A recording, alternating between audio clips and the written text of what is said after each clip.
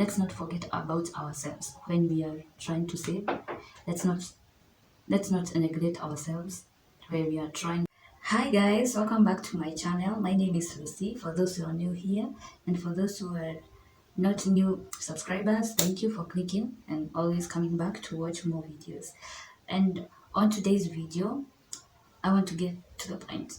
So on today's video, I'm going to be talking about the money or finances mistakes that we don't want to do in 2024. We said 2024 is an year that is going to be excellent, and for it to be excellent, we are going to do we are going to make it excellent within ourselves. It's not just going to come it in an excellent way. We are the one to make this year a workable year, a year of restoration and making new judgments. Yes. And on today's video, I'm going to be sharing with you some tips that are going to help you not to make so many mistakes that you've been doing in the previous years, in 2022, in 2023, in 2021, in 2020. You did the same mistakes. This year, we are doing it better. Yeah? Continue watching until to my last point, because your last point or my last point might be the one is going to save you. There are the things that I have learned so much about it.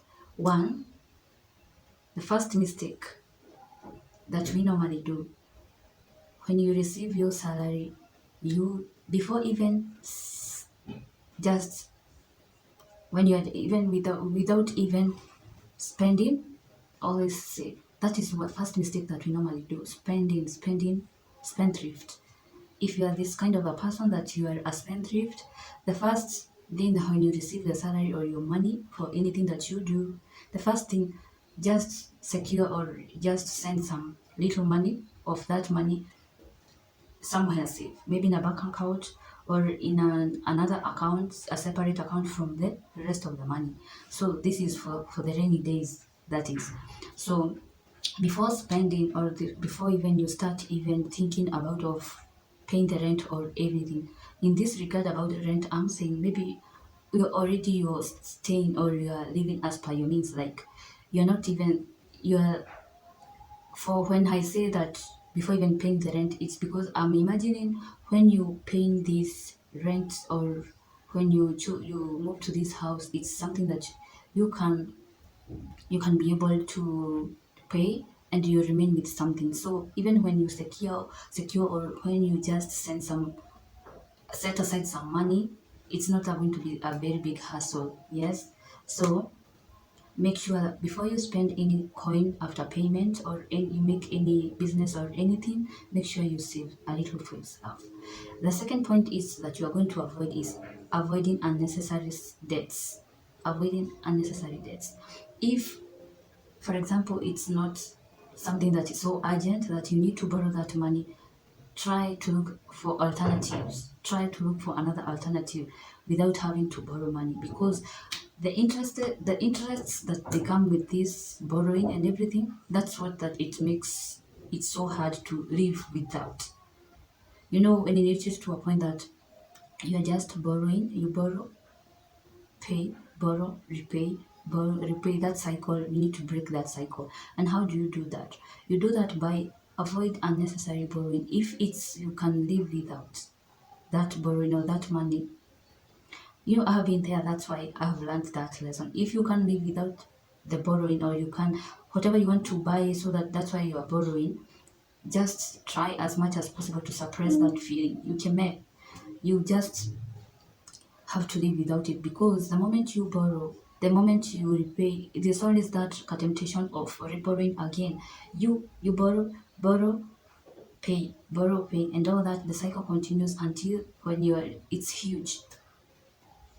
Another point that it's going to help us, it's living as a power our means. When in this generation, we are trying to prove a point to people like we are doing good. I'm doing fine. You can't tell me anything. Like, I need to prove to my friends and to my family that I am living well and I'm doing well in terms of cash.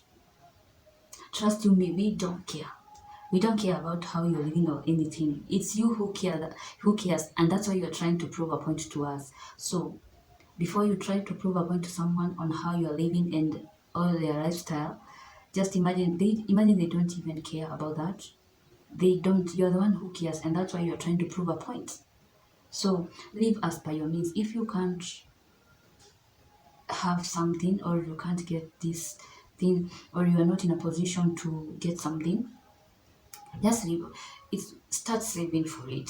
You don't have to prove a point by faking it all, and to a point like even people, they are going to into even to depression, because they are trying to keep up with this line, and proving points, and making us know that you guy, I'm not an easy person. So you're not. Live as per your means. If you're not in a position to afford something, it's quite understandable, but that it's not that all the time we can have everything that we want. There are some things that I want in my life that I don't have, but I'm living as per what I can afford and what I know that it's necessary. So live as per means. Live as per your means, because even if you're trying to prove a point to us, we don't really care about that. You're the one who is suffering. You're the one who is caring about it. So we can do better in 2024, right? Another point is buying in wholesale.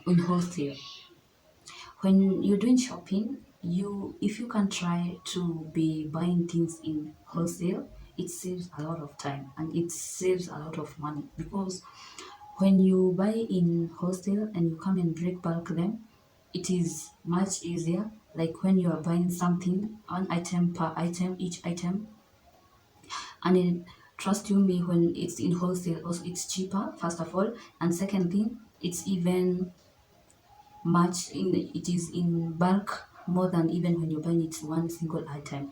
So if you can avoid buying one thing, if you want to save money, that is, try as much as possible to buy things in or goods in your household in wholesale. It will save you a lot of money, it will save you a lot of time. And last point about when I'm making this, it's, and before guys I continue, if you're loving this video, please leave me a thumbs up. Thumbs up, it means a lot. It will mean a world to me.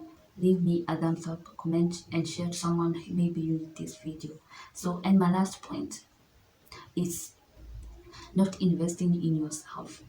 Like we work so hard, tirelessly, like 24/7. We are always thinking about what are we going to do, or what am I going to do tomorrow. When I get paid, I do this and this. But what about yourself? What are you doing about yourself? Sometimes we neglect ourselves so much. You reach to a point like, even maybe you haven't even bought something in a long run, in a very long time, because you're always busy. You're always been busy sending people money, sending relatives money, sending, doing this and that and all that. But you forget or you neglect ourselves. So after saving, or what I can advise you, I have been doing that also, and it makes me feel good. Is after saving, after receiving some cash, save a bit. Second thing you do, buy something for yourself.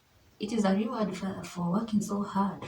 It's a reward for you waking up so early and having great minds, and being a good employee and all that. So reward yourself. Just take that 2K, 3K, 5K, buy yourself something.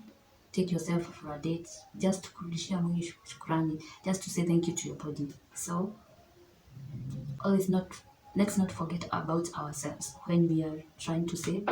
Let's not neglect ourselves where we are trying. If you like this video, please subscribe, share, and like, and leave me a thumbs up.